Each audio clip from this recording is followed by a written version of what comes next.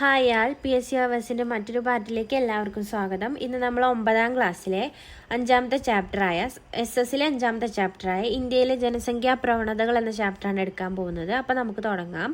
ആദ്യത്തെ പോയിന്റ്, ഒരു പ്രദേശത്ത് നിശ്ചിത കാലയളവിൽ അധിവസിക്കുന്ന ജനങ്ങളുടെ ആകെ എണ്ണമാണ് ആ പ്രദേശത്തെ ജനസംഖ്യ. അപ്പോൾ ഒരു പ്രദേശത്തെ ജനസംഖ്യ എന്ന് പറയുന്നത് എന്താണ്? ഒരു പ്രദേശത്ത് നിശ്ചിത കാലയളവിൽ അധിവസിക്കുന്ന ജനങ്ങളുടെ ആകെ എണ്ണമാണ് ആ പ്രദേശത്തെ ജനസംഖ്യ. അടുത്ത point, 2023 United nation population fund UNFPA report പ്രകാരം ലോക ജനസംഖ്യ 804.5 കോടിയും ഇന്ത്യയിലെ ജനസംഖ്യ 142.86 കോടിയുമാണ്. 2023 യുണൈറ്റഡ് നേഷൻസ് പോപ്പുലേഷൻ ഫണ്ട് പ്രകാരം എന്താണ്? ലോക ജനസംഖ്യ 804.5 കോടിയും ഇന്ത്യയിലെ ജനസംഖ്യ 142.86 കോടിയുമാണ്. ഒരു രാജ്യത്തിൻ്റെ 2023 കണക്കാണ് കേട്ടോ. ഇപ്പോൾ ഇന്ത്യയാണ് ലോകത്തെ ഏറ്റവും കൂടുതൽ ജനസംഖ്യയുള്ള രാജ്യമായിട്ട് മാറിയിട്ടുണ്ട്. അടുത്ത പോയിന്റ്, ഒരു രാജ്യത്തിൻ്റെ അല്ലെങ്കിൽ പ്രദേശത്തിൻ്റെ സാമൂഹിക വികസന സൂചിക നിർണ്ണയിക്കുന്നത് അവിടുത്തെ ജനസംഖ്യാ വിവരങ്ങൾ, ജനസംഖ്യ നിരക്ക്, മരണനിരക്ക്, ശിശുമരണനിരക്ക്, പ്രായഘടന മുതലായവ കണക്കിലെടുത്താണ്. ഒരു രാജ്യത്തിൻ്റെ അല്ലെങ്കിൽ പ്രദേശത്തിൻ്റെ സാമൂഹിക വികസന സൂചിക നിർണ്ണയിക്കുന്നത് അവിടുത്തെ ജനസംഖ്യാ വിവരങ്ങൾ, ജനസംഖ്യ നിരക്ക്, മരണനിരക്ക്, ശിശുമരണനിരക്ക്, പ്രായഘടന മുതലായവ കണക്കിലെടുത്താണ്. അതിനായിട്ട് ജനസംഖ്യയുടെ വ്യത്യസ്ത പ്രവണതകളെയും ജനസംഖ്യാ ഘടനകളെയും കുറിച്ച് നാം മനസ്സിലാക്കേണ്ടതുണ്ട്. അപ്പോൾ ജനന മരണ നിരക്കുകൾ, കുടിയേറ്റം, ജനസാന്ദ്രത തുടങ്ങി ജനസംഖ്യാ ഘടനയെക്കുറിച്ച് പഠിക്കുന്ന ശാസ്ത്ര ശാഖയെ ജനസംഖ്യാശാസ്ത്രം അഥവാ ഡെമോഗ്രഫി എന്ന് പറയുന്നു.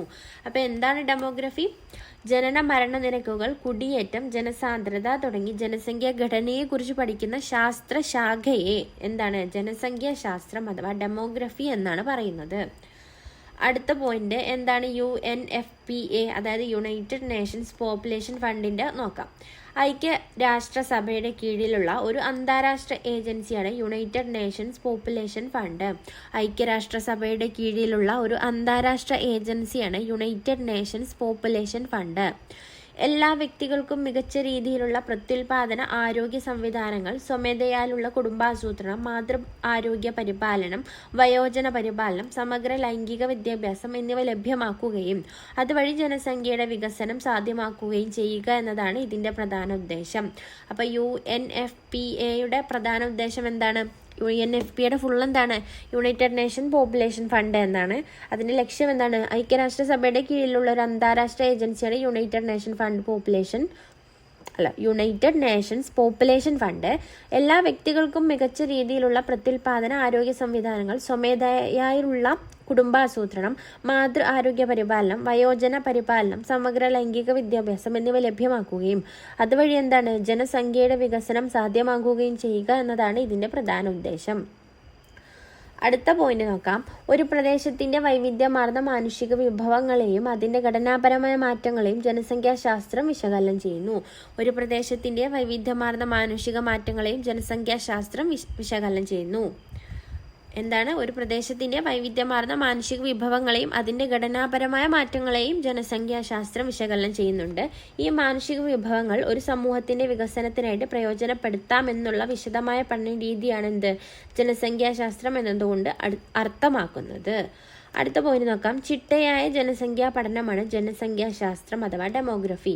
ഈ പദം ഗ്രീക്ക് പദങ്ങളായ ഡെമോസ് ജനങ്ങൾ, ഗ്രാഫിയൻ വിശദീകരിക്കുക എന്നിവ ചേർന്നുണ്ടായതാണ്. അപ്പോൾ ജനസംഖ്യാശാസ്ത്രം എന്ന ഡെമോഗ്രഫി എന്ന വാക്ക് എവിടെ നിന്നാണ്? ഗ്രീക്ക് പദങ്ങളായ ഡെമോസ് അതിൻ്റെ മീനിങ് ആണ് ജനങ്ങൾ, ഗ്രാഫിയൻ അതിൻ്റെ മീനിങ് ആണ് വിശദീകരിക്കുക എന്നിവ ചേർന്നുണ്ടായതാണ്. അടുത്ത പോയിന്റ് നോക്കാം. ജനങ്ങളെക്കുറിച്ചുള്ള വിവരണത്തെയാണിത് സൂചിപ്പിക്കുന്നത്. ജനസംഖ്യയുമായി ബന്ധപ്പെട്ട പ്രവണതകളെയും പ്രക്രിയകളെയും കുറിച്ച് ഇത് പഠിക്കുന്നു. ജനങ്ങളെക്കുറിച്ചുള്ള വിവരണത്തെയാണിത് സൂചിപ്പിക്കുന്നത്. ജനസംഖ്യയുമായി ബന്ധപ്പെട്ട പ്രവണതകളെയും പ്രക്രിയകളെയും എന്താണ്? ഇത് പഠിക്കുന്നുണ്ട്. അടുത്ത പോയിന്റ് നോക്കാം. ജനസംഖ്യയുടെ വലുപ്പത്തെ സ്വാധീനിക്കുന്ന ഘടകങ്ങളാണ് ജനനം, മരണം, കുടിയേറ്റം തുടങ്ങിയവ. അപ്പം ജനസംഖ്യയുടെ വലുപ്പത്തെ സ്വാധീനിക്കുന്ന ഘടകങ്ങൾ ഏതൊക്കെയാ? ജനനം, മരണം, കുടിയേറ്റം തുടങ്ങിയവയാണ്. അടുത്ത പോയിന്റ്, ഒരു പ്രദേശത്തെ ജനസംഖ്യാ വലുപ്പത്തിന്, സൈസ് ഓഫ് പോപ്പുലേഷന് മാറ്റം ഉണ്ടാകുന്നത് ഇവയുടെ അളവിനനുസരിച്ചാണ്. അപ്പോൾ ഒരു പ്രദേശത്തെ അതായത് ജനസംഖ്യയുടെ ഘടനയ്ക്ക് മാറ്റം ഉണ്ടാവുന്നത് എങ്ങനെയാ? ജനസംഖ്യാ വലുപ്പത്തിന് മാറ്റം ഉണ്ടാവുന്നത് എങ്ങനെയാ? ഇവയുടെ അളവിനനുസരിച്ചാണ് എന്തിൻ്റെ ജനനം, മരണം, കുടിയേറ്റം തുടങ്ങിയവയുടെ അളവിനനുസരിച്ചാണ് ജനസംഖ്യ വലുപ്പത്തിന് മാറ്റമുണ്ടാവുന്നത്. അടുത്ത പോയിന്റ്, ഒരു പ്രദേശത്തെ ജനസംഖ്യയുടെ ഘടനയെയും ക്രമീകരണത്തെയും structure and composition of population മനസ്സിലാക്കുന്നത് അവിടെയുള്ളവരുടെ പ്രായഘടന, സ്ത്രീ പുരുഷാനുപാതം, ആശ്രിതാനുപാതം തുടങ്ങിയവ കണക്കിലെടുത്താണ്. ഒരു പ്രദേശത്തെ ജനസംഖ്യാ വലുപ്പത്തിന് സൈസ് ഓഫ് പോപ്പുലേഷന് മാറ്റമുണ്ടാക്കുന്നത് ഇവയുടെ അളവിനനുസരിച്ചാണ്. ഒരു പ്രദേശത്തെ ജനസംഖ്യയുടെ ഘടനയെയും ക്രമീകരണത്തെയും മനസ്സിലാക്കുന്നത് അവിടെയുള്ളവരുടെ പ്രായഘടന, സ്ത്രീ പുരുഷാനുപാതം, ആശ്രിതാനുപാതം തുടങ്ങിയവ കണക്കിലെടുത്തിട്ടാണ്. അടുത്ത പോയിന്റ്, ഒരു പ്രദേശത്ത് താമസിക്കുന്ന ജനങ്ങളുടെ ചിട്ടയായ ദത്തശേഖരണത്തിലൂടെ ഊന്നിയുള്ള സർവേ, സെൻസസ് തുടങ്ങിയവ അടിസ്ഥാനമാക്കിയാണ് എല്ലാ ജനസംഖ്യാ പഠനങ്ങളും നടത്തുന്നത്. ജനസംഖ്യാശാസ്ത്രത്തിന്റെ സങ്കല്പങ്ങൾ മിക്കതും അനുപാതത്തിന്റെയും നിരക്കുകളുടെയും രൂപത്തിലാണ് സൂചിപ്പിക്കുന്നത്. ഉദാഹരണമായിട്ട് എന്താണ് ജനസംഖ്യ നിരക്ക്, മരണനിരക്ക്, സ്ത്രീ പുരുഷാനുപാതം, ആശ്രിതാനുപാതം മുതലായവയൊക്കെ. അടുത്ത പോയിന്റ്, ജനസംഖ്യാശാസ്ത്രത്തിന്റെ 2 ശാഖകളാണ് എന്തൊക്കെ? സാമൂഹിക ജനസംഖ്യാശാസ്ത്രവും ഔപചാരിക ജനസംഖ്യാശാസ്ത്രവും. ജനസംഖ്യാശാസ്ത്രത്തിന്റെ 2 ശാഖകളാണ്. ഒന്ന് സാമൂഹിക ജനസംഖ്യാശാസ്ത്രം, ഒന്ന് ഔപചാരിക ജനസംഖ്യാശാസ്ത്രം. അടുത്ത പോയിന്റ്, എന്താണ് സാമൂഹിക ജനസംഖ്യാശാസ്ത്രം? അതായത് സോഷ്യൽ ഡെമോഗ്രഫി എന്ന് വെച്ചാൽ എന്താണ്? ജനസംഖ്യയുടെ ഘടനയും അവയുടെ മാറ്റത്തിന്റെ കാരണങ്ങളും അനന്തരഫലങ്ങളും അന്വേഷിക്കുന്നു. ഒരു പ്രദേശത്തെ സാമൂഹിക, സാമ്പത്തിക, രാഷ്ട്രീയ രീതികൾക്ക് പ്രാധാന്യം നൽകുന്നു. സാമൂഹിക ജനസംഖ്യാശാസ്ത്രം, സോഷ്യൽ ഡെമോഗ്രഫി എന്ന് വെച്ചാൽ ജനസംഖ്യയുടെ ഘടനയും അവയുടെ മാറ്റത്തിന്റെ കാരണങ്ങളും അനന്തരഫലങ്ങളും അന്വേഷിക്കുന്നു. ഒരു പ്രദേശത്തെ സാമൂഹിക, സാമ്പത്തിക, രാഷ്ട്രീയ രീതികൾക്ക് പ്രാധാന്യം നൽകുന്നു. അടുത്ത പോയിന്റാണ് ഔപചാരിക ജനസംഖ്യാശാസ്ത്രത്തിൽ ഫോർമൽ ഡെമോഗ്രഫി. എന്താണ്? ജനസംഖ്യാ മാറ്റത്തിന്റെ ഘടകങ്ങളെ അളക്കുകയും വിശകലനം നടത്തുകയും ചെയ്യുന്നു. ഔപചാരിക ജനസംഖ്യാശാസ്ത്ര പഠനത്തിന് ഉദാഹരണമാണ് ജനസംഖ്യാ കണക്കെടുപ്പ്, അതായത് സെൻസസ്. ഇത് രാജ്യത്തെ ജനങ്ങളുടെ എണ്ണം, പ്രായഘടന, സ്ത്രീ പുരുഷാനുപാതം, സാമൂഹിക സാമ്പത്തിക അവസ്ഥ തുടങ്ങിയ ദത്തങ്ങൾ ശേഖരിച്ച് വിശകലനം ചെയ്യുന്നു. അപ്പോൾ ഒന്നുകൂടെ നോക്കാം. 2 ശാഖകളാണുള്ളത് ജനസംഖ്യാശാസ്ത്രത്തിന്, സാമൂഹ്യ ജനസംഖ്യാശാസ്ത്രവും ഔപചാരിക ജനസംഖ്യാശാസ്ത്രവും. അതിൽ സോഷ്യൽ ഡെമോഗ്രഫി എന്ന് വെച്ചാൽ എന്താണ്? ജനസംഖ്യയുടെ ഘടനയും അവയുടെ മാറ്റത്തിന്റെ കാരണങ്ങളും അനന്തരഫലങ്ങളും അന്വേഷിക്കുന്നു. ഒരു പ്രദേശത്തെ സാമൂഹിക, സാമ്പത്തിക, രാഷ്ട്രീയ രീതികൾക്ക് പ്രാധാന്യം നൽകുന്നു ഇവിടെ. അടുത്തതാണ് ഔപചാരിക ജനസംഖ്യാശാസ്ത്രത്തിൽ, അതായത് ഫോർമൽ ഡെമോഗ്രഫിയിൽ എങ്ങനെയാണ്? ജനസംഖ്യാ മാറ്റത്തിന്റെ ഘടകങ്ങളെ അളക്കുകയും വിശകലനം നടത്തുകയും ചെയ്യുന്നു. ഔപചാരിക ജനസംഖ്യാശാസ്ത്ര പഠനത്തിന് ഉദാഹരണമാണ് ജനസംഖ്യാ കണക്കെടുപ്പ്, സെൻസസ്. ഇത് രാജ്യത്തെ ജനങ്ങളുടെ എണ്ണം, പ്രായഘടന, സ്ത്രീ പുരുഷാനുപാതം, സാമൂഹിക സാമ്പത്തിക അവസ്ഥ തുടങ്ങിയ ദത്തങ്ങൾ ശേഖരിച്ചാണ് വിവരശേഖരണം നടത്തുന്നത്. അടുത്ത പോയിന്റ് നോക്കാം. ഇന്ത്യയിൽ സെൻസസ് പ്രവർത്തനങ്ങൾക്ക് നേതൃത്വം നൽകുന്നത് registrar general and census commissioner of ഇന്ത്യയാണ്. ഇന്ത്യയിലെ സെൻസസ് പ്രവർത്തനങ്ങൾക്ക് നേതൃത്വം നൽകുന്നത് ആരാണ്? Registrar general and census commissioner of ഇന്ത്യയാണ്. ലോകത്തിലെ ഏറ്റവും വലിയ സെൻസസ് ആരുടേതാ? ഇന്ത്യയുടേതാണ്. സാധാരണയായിട്ട് 10 വർഷത്തിലൊരിക്കലാണ് ഇന്ത്യയിൽ സെൻസസ് നടത്തുന്നത്. അപ്പോൾ വളരെ ഇമ്പോർട്ടൻ്റ് ആയിട്ട് പോയിന്റാണ്. ഇന്ത്യയിൽ സെൻസസ് പ്രവർത്തനങ്ങൾക്ക് നേതൃത്വം നൽകുന്നത് registrar general and census commissioner of ഇന്ത്യയാണ്. ലോകത്തെ ഏറ്റവും വലിയ സെൻസസ് ഇന്ത്യയുടേതാണ്. സാധാരണയായിട്ട് 10 വർഷത്തിലൊരിക്കലാണ് ഇന്ത്യയിലെ സെൻസസ് നടത്തുന്നത്. അടുത്ത പോയിന്റ് നോക്കാം. ജനസംഖ്യാശാസ്ത്രത്തിന്റെ സാമൂഹിക പ്രാധാന്യത്തെക്കുറിച്ച് നോക്കാം. വൈവിധ്യമാർന്ന ജനസംഖ്യയെക്കുറിച്ചാണ് ജനസംഖ്യാശാസ്ത്രം പഠനവിധേയമാക്കുന്നത്. ജനസംഖ്യയുടെ ചലനാത്മകതയും വികസനത്തെയും കുറിച്ച് പഠിക്കുന്നു. ജനസംഖ്യയുടെ വിശകലനം സാധ്യമാകുന്നത് അത് സാമൂഹിക സാഹചര്യങ്ങളുമായിട്ട് ഇഴചേർന്ന് നിൽക്കുമ്പോഴാണ്. സാമൂഹിക ജനസംഖ്യാശാസ്ത്രം ജനസംഖ്യാ ഘടനയും മാറ്റവും സംബന്ധിച്ചുള്ള അന്വേഷണവും അത് എങ്ങനെ സാമൂഹ്യശാസ്ത്രപരമായ ഘടകങ്ങളുമായി പ്രദേശം, മതം, ജാതി, ജെൻഡർ മുതലായവ ഇടപെടുന്നു എന്നതാണ് കൈകാര്യം ചെയ്യുന്നത്. ഒരു പ്രദേശത്തെ ജനസംഖ്യാ ഘടകങ്ങൾ ആ പ്രദേശത്തെ വിവിധ സാമൂഹിക ഘടകങ്ങളുമായിട്ട് എങ്ങനെ ബന്ധപ്പെട്ടിരിക്കുന്നുവെന്ന് സാമൂഹിക ജനസംഖ്യാശാസ്ത്രം വിശകലനം ചെയ്യുന്നുണ്ട്. ഇത്തരത്തിൽ ജനസംഖ്യാശാസ്ത്ര പഠനം ഒരു സാമൂഹിക പ്രക്രിയയാണ്. അപ്പോൾ സാമൂഹിക ഘടകങ്ങളും ജനസംഖ്യാ ഘടകങ്ങളും നോക്കാം. ആദ്യത്തേത് സാമൂഹിക ഘടകങ്ങളാണ്. എന്തൊക്കെയാ? സംസ്കാരം, വഴക്കങ്ങൾ, മതം, സാമൂഹിക നിയന്ത്രണം, സാമ്പത്തികം, സമുദായം മുതലായവ. അടുത്തത് ജനസംഖ്യാ ഘടകങ്ങളിൽ ഉൾപ്പെടുന്നതാണ് ജനസംഖ്യ വലുപ്പം, പ്രായവും ലിംഗപദവും, ജനസംഖ്യാ മാറ്റം, ആഭ്യന്തര കുടിയേറ്റം, രാജ്യാന്തര കുടിയേറ്റം, രോഗാതുരത മുതലായവയാണ്. അടുത്ത പോയിന്റ്, ഇന്ത്യയിൽ ജനസംഖ്യാ പഠനം നടത്തുന്ന പ്രധാനപ്പെട്ട സ്ഥാപനങ്ങളാണ് national statistical office NSO, Niti Aayog, national institution for transforming India, അടുത്തത് national institute for population science NIPS, അടുത്തത് national family health survey NFHS തുടങ്ങിയവയാണ്. അപ്പോൾ ഇന്ത്യയിലെ ജനസംഖ്യാ പഠനം നടത്തുന്ന പ്രധാനപ്പെട്ട സ്ഥാപനങ്ങൾ ഏതൊക്കെയാണ്? ഒന്ന് നാഷണൽ സ്റ്റാറ്റിസ്റ്റിക്കൽ ഓഫീസ് NSO, രണ്ട് നീതി ആയോഗ്. നീതി ആയോഗിൻ്റെ ഫുൾ എന്താണ്? National institution for transforming India, national institute for population sciences NIPS, national family health survey NFHS തുടങ്ങിയവയൊക്കെയാണ് ഇന്ത്യയിൽ ജനസംഖ്യാ പഠനം നടത്തുന്ന പ്രധാനപ്പെട്ട സ്ഥാപനങ്ങൾ. അടുത്ത പോയിന്റ് നോക്കാം, ജനസംഖ്യാശാസ്ത്രത്തിന്റെ വ്യത്യസ്ത സൂചകങ്ങളെ കുറിച്ച് നോക്കാം. എന്തൊക്കെയാണ്? ഒന്ന് കുടിയേറ്റം, ജനന നിരക്കും മരണനിരക്കും, അടുത്തത് ജനസാന്ദ്രത, അടുത്തത് സ്ത്രീ പുരുഷാനുപാതം, ആയുർദൈർഘ്യം, പ്രായഘടന, ആശ്രിതാനുപാതം മുതലായവയാണ് എന്ത്? ജനസംഖ്യാശാസ്ത്രത്തിന്റെ സൂചകങ്ങൾ. അടുത്ത പോയിന്റ് നോക്കാം. അപ്പോൾ ഒരു പ്രദേശത്ത് നിന്ന് മറ്റൊരു പ്രദേശത്തേക്ക് സ്ഥിരമായോ താൽക്കാലികമായോ ജനങ്ങൾ മാറി താമസിക്കുന്നതിനെയാണ് എന്ത്? കുടിയേറ്റം എന്ന് പറയുന്നത്. പ്രധാനമായിട്ടും രണ്ട് തരത്തിലുള്ള കുടിയേറ്റങ്ങളാണുള്ളത്. ഒരു പ്രദേശത്ത് നിന്ന് മറ്റൊരു പ്രദേശത്തേക്ക് സ്ഥിരമായോ താൽക്കാലികമായോ ജനങ്ങൾ മാറി താമസിക്കുന്നതിനെയാണ് എന്ത് പറയുന്നത്? കുടിയേറ്റം എന്നതുകൊണ്ട് കുടിയേറ്റം എന്ന് പറയുന്നത്. പ്രധാനമായിട്ടും രണ്ട് തരത്തിലുള്ള കുടിയേറ്റങ്ങളാണുള്ളത്. എന്തൊക്കെയാണ്? ഒന്ന് ആഭ്യന്തര കുടിയേറ്റവും ഒന്ന് രാജ്യാന്തര കുടിയേറ്റവും. ആഭ്യന്തര കുടിയേറ്റം എന്ന് വെച്ചാൽ എന്താ നോക്കാം. രാജ്യാതിർത്തിക്കുള്ളിലുള്ള കുടിയേറ്റങ്ങളെ ആഭ്യന്തര കുടിയേറ്റങ്ങൾ എന്ന് പറയുന്നു. അപ്പോൾ ആഭ്യന്തര കുടിയേറ്റം എന്ന് പറഞ്ഞാൽ എന്താണ്? രാജ്യത്തിന്റെ അതിർത്തിക്കുള്ളിലുള്ള കുടിയേറ്റങ്ങളെ ആഭ്യന്തര കുടിയേറ്റങ്ങൾ എന്ന് പറയുന്നു. അടുത്ത പോയിന്റ്, കേരളത്തിലെ ജനങ്ങൾ തൊഴിൽ തേടി മറ്റു സംസ്ഥാനങ്ങളിലേക്ക് പോകുന്നതും ഇതര സംസ്ഥാനങ്ങളിൽ നിന്ന് ജനങ്ങൾ കേരളത്തിലേക്ക് വരുന്നതും ആഭ്യന്തര കുടിയേറ്റത്തിന് ഉദാഹരണമാണ്. അപ്പോൾ ആഭ്യന്തര കുടിയേറ്റം എന്ന് വെച്ചാൽ രാജ്യാതിർത്തിക്ക് ഉള്ളിലുള്ള കുടിയേറ്റങ്ങളെയാണ് ആഭ്യന്തരം എന്ന് പറയുന്നത്. അടുത്തത് രാജ്യാന്തര കുടിയേറ്റമാണ്.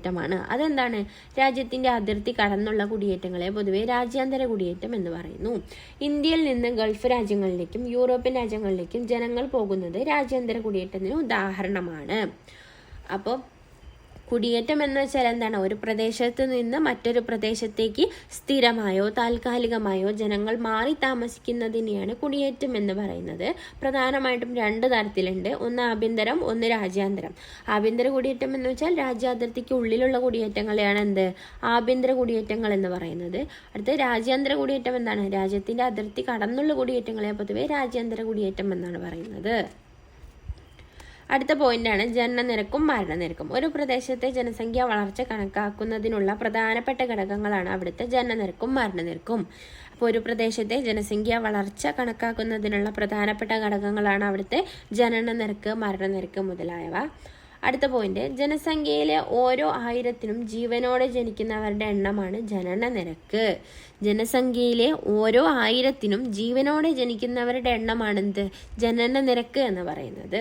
അടുത്തത്, ഒരു പ്രത്യേക പ്രദേശത്ത് നിശ്ചിത സമയത്തിൽ ജനസംഖ്യയിലെ ഓരോ 1000ത്തിലും മരിക്കുന്നവരുടെ എണ്ണമാണ് മരണനിരക്ക് എന്ന് പറയുന്നത്. അപ്പൊ എന്താണ് ജനനനിരക്ക്, എന്താണ് മരണനിരക്ക്? ജനനനിരക്ക് എന്നാൽ എന്താണ്? ജനസംഖ്യയിലെ ഓരോ 1000ത്തിനും ജീവനോടെ ജനിക്കുന്നവരുടെ എണ്ണമാണ് ജനനനിരക്ക് എന്ന് പറയുന്നത്. മരണനിരക്ക് എന്നാൽ എന്താണ്? ഒരു പ്രത്യേക പ്രദേശത്ത് നിശ്ചിത സമയത്തിൽ ജനസംഖ്യയിലെ ഓരോ 1000ത്തിലും മരിക്കുന്നവരുടെ എണ്ണമാണ് മരണനിരക്ക്. അടുത്ത പോയിന്റാണ് ശിശു മരണനിരക്ക്. എന്താണ് ശിശു മരണനിരക്ക് എന്ന് വെച്ചാൽ, ഒരു വർഷത്തിൽ 1000 ജീവനോടെയുള്ള ജനനങ്ങളിൽ 1 വയസ്സിനുള്ളിൽ മരണപ്പെടുന്ന ശിശുക്കളുടെ എണ്ണത്തെ ശിശു മരണനിരക്ക്, ഇൻഫന്റ് മോർട്ടാലിറ്റി എന്ന് പറയുന്നു. എന്താണ് ശിശു മരണനിരക്ക് എന്ന് വെച്ചാൽ, ഒരു വർഷത്തിൽ 1000 ജീവനോടെയുള്ള ജനനങ്ങളിൽ 1 വയസ്സിനുള്ളിൽ മരണപ്പെടുന്ന ശിശുക്കളുടെ എണ്ണത്തെ ശിശു മരണനിരക്ക് അഥവാ ഇൻഫന്റ് മോർട്ടാലിറ്റി എന്ന് പറയുന്നു. അടുത്ത പോയിന്റാണ് മാതൃമരണനിരക്ക്. എന്താണ് മാതൃമരണനിരക്ക് എന്ന് വെച്ചാൽ, ഒരു വർഷം നടക്കുന്ന 1000 പ്രസവങ്ങളിൽ മരിക്കുന്ന സ്ത്രീകളുടെ എണ്ണത്തെ മാതൃമരണനിരക്ക്, മെറ്റേണൽ മോർട്ടാലിറ്റി റേറ്റ് എന്ന് പറയുന്നു. ഒരു വർഷം നടക്കുന്ന 1000 പ്രസവങ്ങളിൽ മരിക്കുന്ന സ്ത്രീകളുടെ എണ്ണത്തെ മാതൃമരണനിരക്ക്, മെറ്റേണൽ മോർട്ടാലിറ്റി റേറ്റ് എന്ന് പറയുന്നു. ഒരു രാജ്യത്തെ ഉയർന്ന ശിശു മരണനിരക്കും മാതൃമരണനിരക്കും ആ രാജ്യത്തിന്റെ പിന്നാക്കാവസ്ഥയുടെയും ദാരിദ്ര്യത്തിന്റെയും സൂചകങ്ങളാണ്. അപ്പോൾ ഒരു രാജ്യത്തിന്റെ ഉയർന്ന ശിശു മരണനിരക്കും മാതൃമരണനിരക്കും ആ രാജ്യത്തിന്റെ പിന്നോക്കാവസ്ഥയുടെയും ദാരിദ്ര്യത്തിന്റെയും സൂചകങ്ങളാണ്. അടുത്ത പോയിന്റ്, ജനനനിരക്കും മരണനിരക്കും തമ്മിലുള്ള വ്യത്യാസത്തിലാണ് ജനസംഖ്യാ വളർച്ച കണക്കാക്കുന്നത്. അപ്പോൾ ജനസംഖ്യാ വളർച്ച എങ്ങനെയാണ് കാണുന്നത്? ജനനനിരക്കും മരണനിരക്കും തമ്മിലുള്ള വ്യത്യാസത്തിലാണ് ജനസംഖ്യാ വളർച്ച കണക്കാക്കുന്നത്. അടുത്ത പോയിന്റ്, ജനനനിരക്ക് കുറയുകയും മരണനിരക്ക് ഉയരുകയും ചെയ്യുന്ന അവസ്ഥയിൽ ജനസംഖ്യ കുറയുന്നു. അപ്പോൾ ജനസംഖ്യ കുറയുക എന്ന് വെച്ചാൽ എന്താണ്? ജനനനിരക്ക് കുറയുകയും മരണനിരക്ക് ഉയരുകയും ചെയ്യുന്ന അവസ്ഥയാണ് എന്ത്? ജനസംഖ്യ കുറയുക എന്ന് പറയുന്നത്. മരണനിരക്കിനേക്കാൾ ജനനനിരക്ക് ഉയരുമ്പോൾ ജനസംഖ്യ വർദ്ധിക്കുന്നു. അപ്പം മരിച്ചു പോകുന്നവരുടെ എണ്ണത്തേക്കാൾ ജനിച്ചു വീഴുന്നവരുടെ എണ്ണം ഉയരുമ്പോൾ എന്താണ്? ജനസംഖ്യ വർദ്ധിക്കുന്നു. അടുത്ത പോയിന്റ്, ജനന മരണ സ്ഥിതി വിവര കണക്കിന്റെ കൃത്യത ഇവ ബന്ധപ്പെട്ട ഏജൻസികളെ അറിയിക്കുന്നതിനെ ആശ്രയിച്ചിരിക്കുന്നു. ഇന്ത്യ അടക്കമുള്ള ഒട്ടുമിക്ക രാജ്യങ്ങളിലും ജനന മരണങ്ങൾ യഥാസമയം രജിസ്റ്റർ ചെയ്യണമെന്ന് നിയമം അനുശാസിക്കുന്നുണ്ട്. അടുത്ത പോയിന്റ്, ജനസാന്ദ്രത. എന്താണ് ജനസാന്ദ്രത? ഒരു പ്രദേശത്തെ പ്രധാന സാമൂഹിക സാമ്പത്തിക ഘടകങ്ങളെ പ്രതിനിധാനം ചെയ്യുന്ന ഒന്നാണ് അവിടുത്തെ ജനസാന്ദ്രത എന്ന് വെച്ചാൽ. ഒരു പ്രദേശത്തെ പ്രധാന സാമൂഹിക സാമ്പത്തിക ഘടകങ്ങളെ പ്രതിനിധാനം ചെയ്യുന്ന ഒന്നാണ് അവിടുത്തെ ജനസാന്ദ്രത. ഒരു പ്രദേശത്ത് നിശ്ചിത കാലയളവിൽ അധിവസിക്കുന്ന ജനങ്ങളുടെ ആകെ എണ്ണമാണ് ആ പ്രദേശത്തെ ജനസംഖ്യ. എന്നാൽ ഓരോ ചതുരശ്ര കിലോമീറ്റർ പ്രദേശത്തുള്ള ശരാശരി ജനസംഖ്യയെ ജനസാന്ദ്രത, ഡെൻസിറ്റി ഓഫ് പോപ്പുലേഷൻ എന്ന് പറയുന്നു. ഒരു പ്രദേശത്ത് നിശ്ചിത കാലയളവിൽ അധിവസിക്കുന്ന ജനങ്ങളുടെ ആകെ എണ്ണമാണ് ആ പ്രദേശത്തെ ജനസംഖ്യ. എന്നാൽ ഓരോ ചതുരശ്ര കിലോമീറ്റർ പ്രദേശത്തുള്ള ശരാശരി ജനസംഖ്യയെ ജനസാന്ദ്രത, ഡെൻസിറ്റി ഓഫ് പോപ്പുലേഷൻ എന്ന് പറയുന്നു. അപ്പം എന്താണ് ജനസാന്ദ്രത എന്ന് വെച്ചാൽ ഒരു പ്രദേശത്തെ പ്രധാന സാമൂഹിക സാമ്പത്തിക ഘടകങ്ങളെ പ്രതിനിധാനം ചെയ്യുന്ന ഒന്നാണ് അവിടുത്തെ ജനസാന്ദ്രത എന്ന് വെച്ചാൽ. പിന്നെ ഒരു പ്രദേശത്ത് നിശ്ചിത കാലയളവിൽ അധിവസിക്കുന്ന ജനങ്ങളുടെ ആകെ എണ്ണമാണ് ആ പ്രദേശത്തെ ജനസംഖ്യ. എന്നാൽ ഓരോ ചതുരശ്ര കിലോമീറ്റർ പ്രദേശത്തുള്ള ശരാശരി ജനസംഖ്യയെ ജനസാന്ദ്രത, ഡെൻസിറ്റി ഓഫ് പോപ്പുലേഷൻ എന്ന് പറയുന്നു. ഇന്ത്യയിൽ ജനസാന്ദ്രതയിൽ പ്രകടമായ പ്രാദേശിക വ്യത്യാസങ്ങൾ നിലനിൽക്കുന്നു. 2011 സെൻസസ് പ്രകാരം ജനസാന്ദ്രതയിൽ ഡൽഹിയാണ് ഏറ്റവും മുന്നിലും അരുണാചൽ പ്രദേശ് ഏറ്റവും പിന്നിലുമാണ്. അപ്പോൾ ഈ ചാപ്റ്ററിൻ്റെ ഈ ഭാഗം ഇവിടെ നിർത്തുകയാണ്. ബാക്കി ഭാഗം നമ്മൾ അടുത്ത പാർട്ടിൽ ചെയ്യാം. അത്യാവശ്യം വലിയൊരു ചാപ്റ്ററാണ്, 2 പാർട്ടായിട്ട് ചെയ്യാൻ നോക്കാം. അപ്പം നമ്മുടെ ക്ലാസ്സുകളൊക്കെ ഇഷ്ടപ്പെട്ടാൽ ലൈക്ക് ചെയ്യൂ, ഷെയർ ചെയ്യൂ, കമൻറ്റ് ചെയ്യൂ. നിങ്ങളുടെ നിർദ്ദേശങ്ങളും അഭിപ്രായങ്ങളും ഒക്കെ കമൻറ്റ് ബോക്സിൽ അറിയിക്കൂ. പിന്നെ ചാനൽ ഇതുവരെ സബ്സ്ക്രൈബ് ചെയ്തില്ലെങ്കിൽ സബ്സ്ക്രൈബ് ചെയ്യൂ. Thank you. Have A nice day.